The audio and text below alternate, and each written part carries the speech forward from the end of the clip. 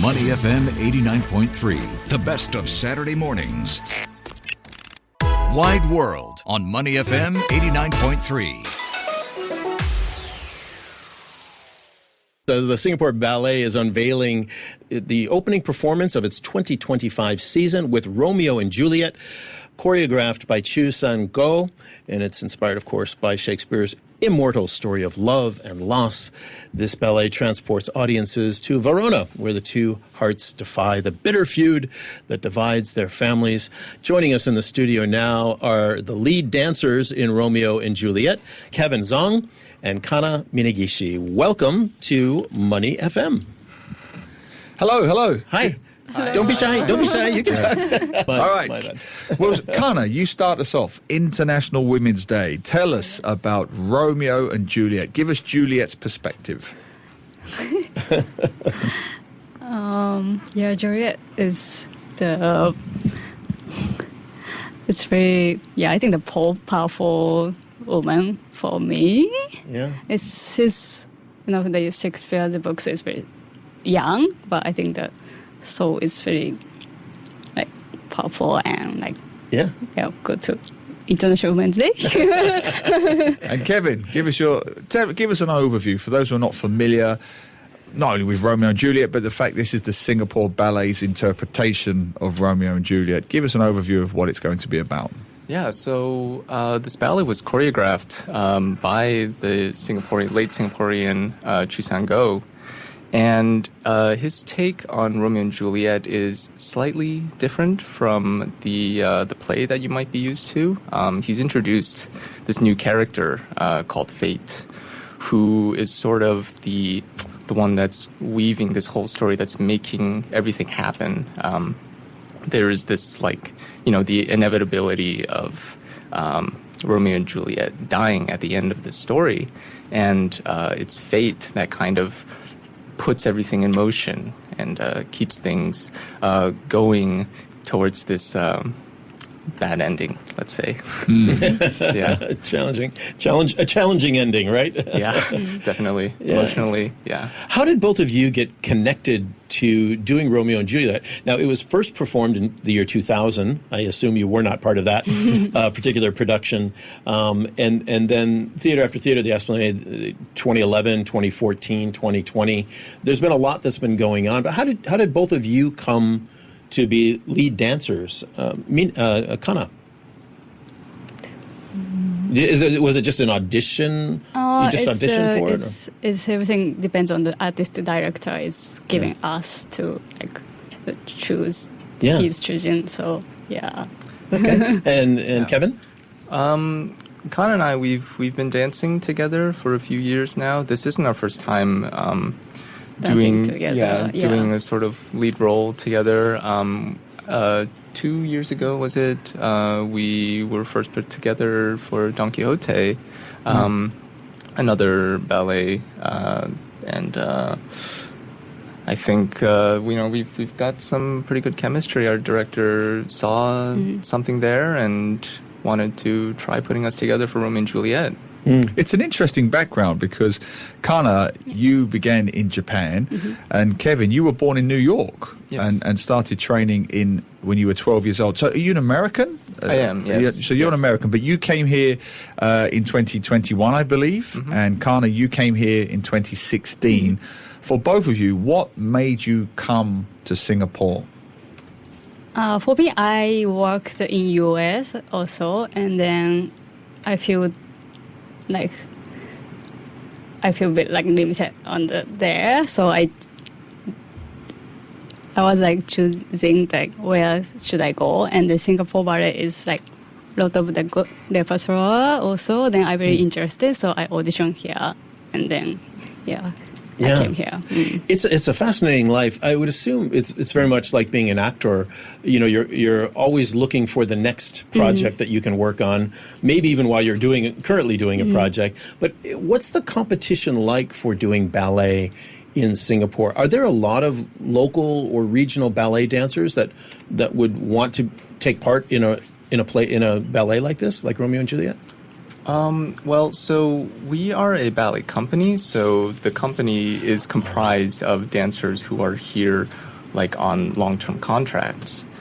So we typically don't take in dancers from outside of the company. So all of our productions are usually just made up of who's within the company. If we do need extras, we'll pull from outside. Got it. And how many are part of the actual company? Roughly 35-ish. Okay. Yeah, it's fairly big. I would say for a ballet company, it's medium-sized. All right. Yeah. And what was the appeal to you, Kevin, about Singapore Ballet growing up in New York? It was similar to Kana's story.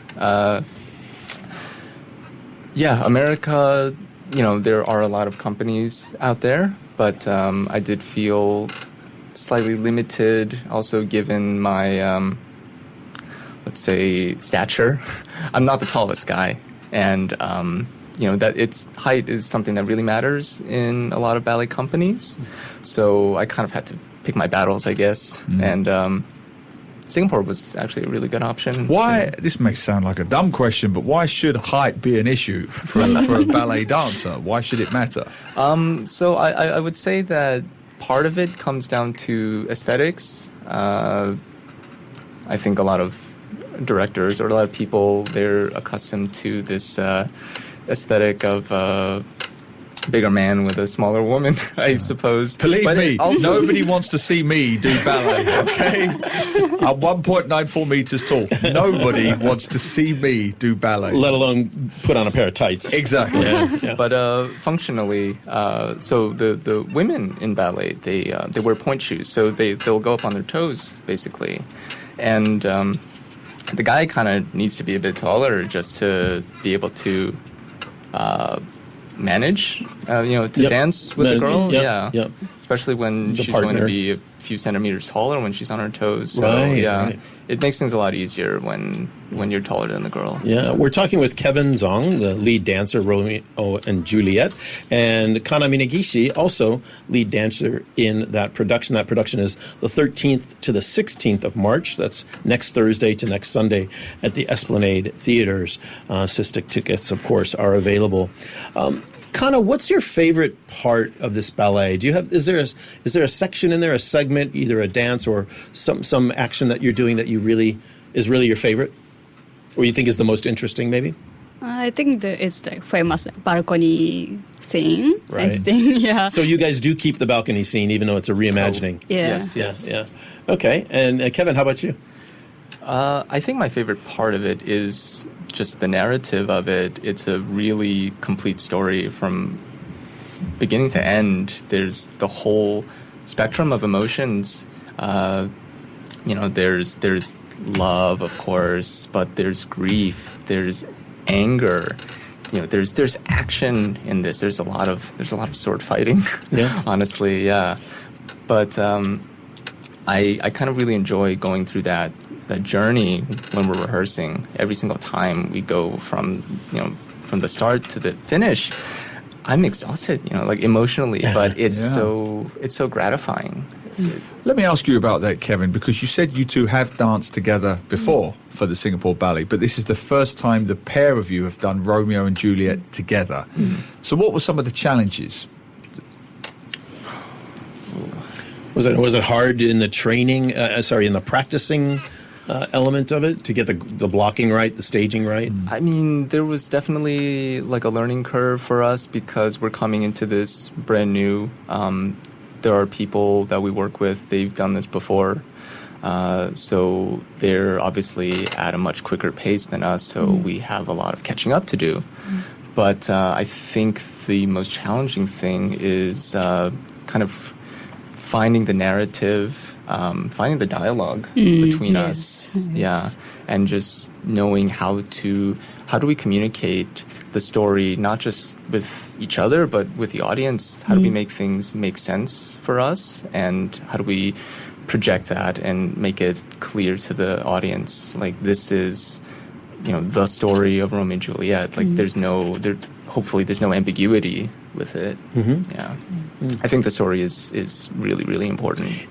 Correct me if I'm wrong. It is only dancing and the sword fights and things. Is there any speaking or involved in the production at all? Oh no, No. ballet So it's a typically. standard traditional ballet, right? Yes. Yeah. Yeah. Okay. Yeah. Good. And is it something for the whole family? The whole family should come and see this, children, parents. It's one of those experiences that everybody should enjoy together. I think so. Absolutely. Yeah. I mean, Romeo and Juliet. It's a timeless story. I think it can be enjoyed by anyone, no matter what medium, whether it's the play or the ballet. Yeah. Yeah. What kind of when you obviously grew up in Japan and you were part of the All Japan Ballet competition, right? Back in 2008, you lived in the east coast of the U.S., Atlantic City, at the ballet there. How is it different in the Singapore Ballet Company than maybe it was in either Japan or in the U.S.? Are there differences in how you guys work or how you train? Or? I think it's not very different, but especially in Japan, it's for the job. It's not like very like we don't get the money so much. Also, so I think everyone want to go out. Yeah. For Japanese people, so Right. Yeah. There's more opportunity in other. Yes. Yeah. So, yeah. Yeah. Okay. Yeah. And what is it about Singapore that you like so much, the ballet scene? Because I'm looking here, this is a big year for the Singapore ballet scene. This is the first of 6 productions that they're putting on this year. So very productive, very active in the arts community. What is it about the Singapore Ballet Company that makes it so vibrant, makes it so active in Singapore? I think it comes down to our repertory. We have a lot of ballets under our belt, especially those by Chu Sang-go. That's kind of the hallmark of our company. Honestly, it's a point of pride for us to be performing Chu Sang-go's pieces.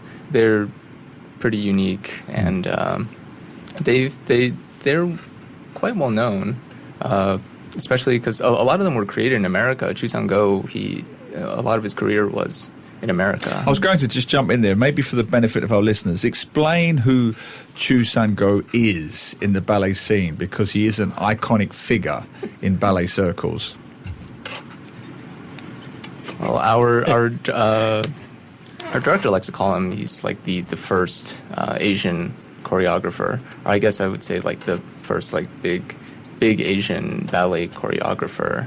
He made a name for himself. What year was it? It was before I was born, and he passed away before I was around.